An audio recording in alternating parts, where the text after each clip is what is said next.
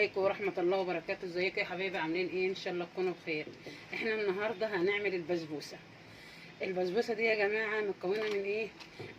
انا جايبة كيس بسبوسة جاهز، وجبت عليه ربع كيلو اللي هي البسبوسة السايبة. انا كيلتهم كلهم مع بعض طلعوا 3 كوبايات، يعني الكيس والربع كيلو حطيتهم على بعض. لان احنا ليه بنجيب ده وبنجيب ده؟ البسبوسة الاكياس لما بنعملها وحديها بتطلع سايلة، والبسبوسه السايبه لو عملناها وحديها تطلع ناشفه. فاحنا بنجيب الاتنين ونضيف على بعض، يعني بنجيب ربع كيلو على النص كيلو على الكيس البسبوسه، كان بقى 400 جرام 350 جرام ايا كان يعني.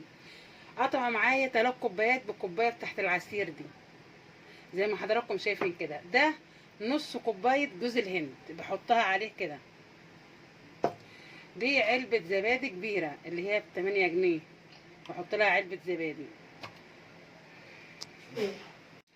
ودي معانا كوبايه زبده انا سيحتها، بس هي مش مليانه قوي، كوبايه اللي هي كوبايه يعني كوبايه اللي بنشرب بها الشاي، مش كوبايه عصير.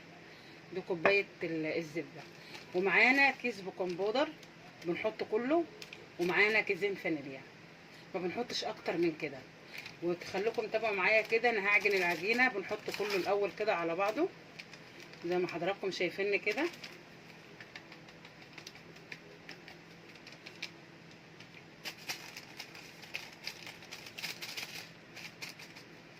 بتطلع كويسه جدا جدا، لا سايحه ولا ناشفه. وبنحط كمان، ما بنحطش معاها سكر، احنا بنعمل لان هي البسبوسه الجاهزه بيبقى فيها سكر.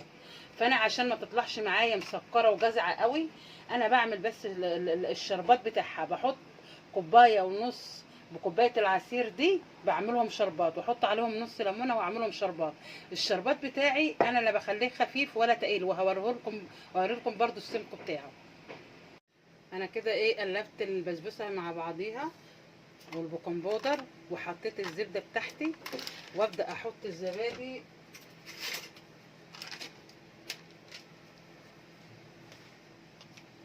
العلبه كلها كده زي ما حضراتكم شايفين.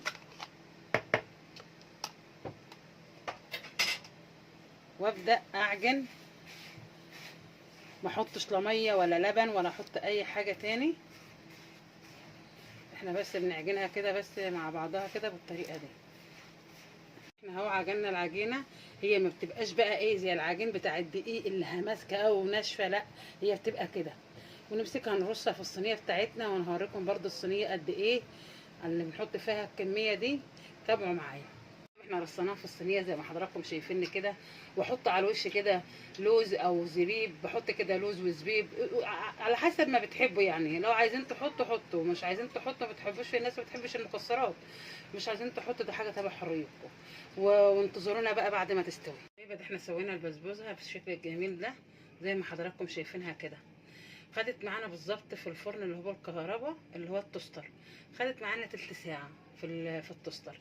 وده الشربات بتاعها اللي احنا عملناه. شايفين السمك بتاعه ما يكونش تقيل كده، بيبقى السمك بتاعه كده لا يكون تقيل قوي ولا خفيف قوي. اهو شايفين السمك بتاعه ما بيبقاش اتقل من كده. ليه؟ عشان البسبوسه بتبقى هشه معانا، ما بنحطلوش اول ما يبرد ويكون العصير بتاع الشربات بتاعه، لو قرصين عليه اكتر من كده بص تلاقيها نشفت معانا. انما كده تبقى هشه معانا وحلوه كده زي ما حضراتكم شايفين كده.